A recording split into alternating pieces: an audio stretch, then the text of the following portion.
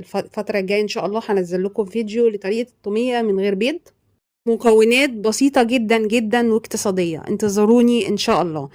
طبعا زي ما انتم شايفين مجرد سحبة اتشالت معايا بمنتهى السهولة المتسهلة، وسهلة جدا وبسيطة، وفكرة نميسة يعني نيسة.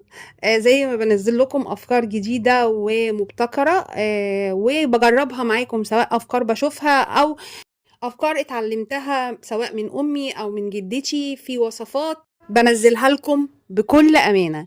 يا ريت بقى اعرف رايكم لو عجبكم الفيديو واستفدتوا منه، تقولوا لي رايكم في التعليقات. وكمان يا ريت لايك ومشاركه مع اصحابكم عشان يستفيدوا، وكمان عشان يوصل لكم الافكار والوصفات اول باول. كانت معاكم مها القناوي، مع السلامه.